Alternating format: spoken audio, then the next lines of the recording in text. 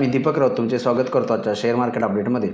आज मार्केटनं सुरुवात negative gap down ओपनिंगनं केलेली, जवळपास 100-125 पॉईंट गॅपडाऊन निगेटिव्हमध्ये निफ्टी ओपन झालेला, पण त्यानंतरनं मार्केटनं रिकव्हरी इमिजिएट पहिल्या 10-15 मिनटाच्या मध्येच दाखवली आणि रिकव्हरी येऊन कालची जी क्लोजिंग लेवल होती शुक्रवारची 24,500 त्याच्या आसपास येऊन बंद झाला।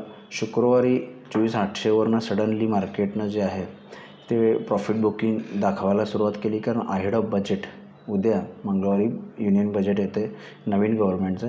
त्यामुळे थोडंसं मार्केटनं आज जे आहे ते शुक्रवारी दबाव बघायला मिळाला आणि आज थोडीसं रिकव्हरी येऊन एक flat closing ahead of budget बघायला मिळालं आहे। मार्केटचं लक्ष बजेटकडं आहे, कारण बऱ्यापैकी इव्हेंट्स येऊन गेलेले आहेत मार्केटमध्ये। कॉर्पोरेट रिझल्ट्सचा सीझन चालू आहे, जुलै महिना असल्यामुळे फर्स्ट क्वार्टरचे, आणि जसे रिझल्ट्स येत आहेत त्या पद्धतीनं स्टॉकचे रिॲक्शन आपल्याला बघायला मिळतात। शुक्रवारी रिलायन्सचे रिझल्ट लागले मार्केट असल्यानंतर रिलायन्सच्या स्टॉकमध्ये आज चांगली पडझड बघायला मिळाली। शनिवारी कोटक बँकेचे रिझल्ट्स लागले, तिथेही थोडी पडझड बघायला मिळाली, 3% डाऊन कोटक बँक गेला। HDFC बँक मात्र पॉझिटिव्ह राहिला, जवळपास 2-2.5%, आणि Infosys post result Infosys HDFC वाढले आणि रिलायन्स आणि कोटक बँक पडले। त्यामुळे इंडेक्स लेवल जी आहे ती मेंटेन राहत आहे। इंडेक्समध्ये रोटेशन, स्टॉक रोटेशन सुरू आहे, त्यामुळे आपल्याला बघायला मिळते स्टॉक स्पेसिफिक मुवमेंट येते, पण इंडेक्समध्ये मुवमेंट येत नाही आहे।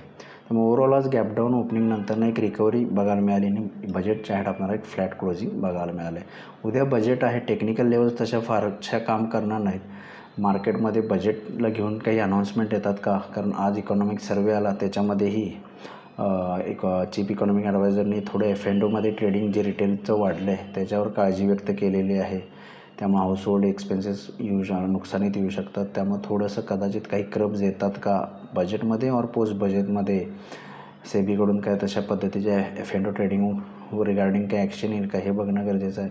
टॅक्सेशनला घेऊन बजेटमध्ये काय आहे का चेंजेस मार्केट रिलेटेड ते बघणं गरजेचं आहे। आणि ओव्हरऑल इकॉनॉमीसाठी बजेट कन्झम्पशन ओरिएंटेड असेल का ग्रोथ ओरिएंटेड, किंवा थोडंसं बिझनेससाठी किंवा इन्फ्रास्ट्रक्चरवर कशा पद्धतीनं खर्च राहील आणि फिस्कल डेफिसिट याकडं मार्केटचं लक्ष राहील। जर बजेट चांगलं राहिलं, निश्चित मार्केटला आवडलं तर मार्केट वर जाईल, अदरवाईज बजेट खराब राहिलं, काही निगेटिव्ह असेल तर मार्केट खाली येऊ शकतं। त्यामुळे पूर्ण लक्ष उद्या बजेटकडे असेल। FIDIचा डेटा आज 3,400 करोडचं FISने बाय केले, त्या बाजूला 1,600 करोडचं FISने सेल केलेलं आहे।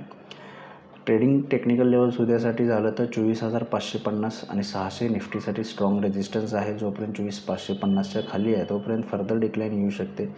24,350 जो चाललो आहे 360च्या आसपास, 24,350 आणि 400 एक सपोर्ट रेंज आहे, मग जर त्यातून बाउन्स येऊ शकतो। त्यामुळे जर 24,350च्या खाली गेलं तर फर्दर डिक्लाईन निफ्टीला येईल, अदरवाईज 24,600च्या वर गेलं तर निफ्टीमध्ये राईज येऊ शकतो फर्दर 24,800पर्यंत। या लेवल्सनुसार तुम्ही उद्या ट्रेड करू शकता निफ्टीमध्ये। बँक निफ्टी अजूनही त्याच रेंजमध्ये आहे, 52,000 लोअर लेवल स्ट्रॉंग सपोर्ट आहे, 52,000च्या खाली मेंटेन राहिला तर फर्दर डिक्लाईन येईल, अदरवाईज 52,500 एक स्ट्रॉंग रेजिस्टन्स आहे, तिथं पण मार्केट जाऊ शकतं। 52,500च्या वर निफ्टी बँक निफ्टी गेला तर फर्दर अपसाईड येऊ शकते। या लेवल्सनुसार तुम्ही उद्या ट्रेड्स करू शकता, पण थोडं बजेटमुळं थोडंसं अवॉइड करा सकाळी मॉर्निंग सेशन। NSEमध्ये 1,335 शेअर्स वाढले, त्या बाजूला 1,038 शेअर्स पडलेत। निफ्टीमध्ये 30 शेअर्स वाढले, त्या बाजूला 20 शेअर्स पडले। पडणाऱ्या वाढणाऱ्या शेअरची संख्या थोडीशी एकसारखी आहे, फार काही डिफरन्स नाही आहे। सेक्टर इंडिसेसमध्ये फार्मा, ऑटो आणि मेटलमध्ये वाढ झाली, ऑइल अँड गॅस सेक्टरमध्ये पडझड झालेली आहे। ग्लोबल मार्केटचा आढावा घ्यायचा झाला तर बरेच दिवस युरोपियन मार्केट्स करेक्शन झालेलं आहे, त्यानंतर आज पहिल्यांदा एक रिलीफ रॅली आली आहे, जवळपास 1 ते 1.5% पॉझिटिव्ह युरोपियन मार्केट्स आहेत। डाऊ फ्युचर्स 80 पॉईंट पॉझिटिव्ह आहे। 2-3 दिवस US मार्केटसुद्धा खाली जाते। 2-3 दिवसाच्या डिक्लायनिंग नंतर डाऊ जोन्स आज थोडं सुधारण्याचा प्रयत्न, सावरण्याचा प्रयत्न करते, एक 80 पॉईंट पॉझिटिव्ह आहे। तर बघूया मार्केट्स ग्लोबल मार्केटचा फारसा काही उद्या मोमेंटम राहणार नाही, कारण बजेट आहे, त्यामुळे बघूया उद्या मार्केट बजेट दिवशी कशा पद्धतीनं बिहेव होऊन पॅन आउट करतं। माझा व्हिडिओ ऐकला त्याबद्दल धन्यवाद। माझा व्हिडिओ असेल लाईक करा, शेअर करा, माझ्या चॅनल सबस्क्राईब करून डेली अपडेटसाठी बेल आयकॉनला क्लिक करा। धन्यवाद।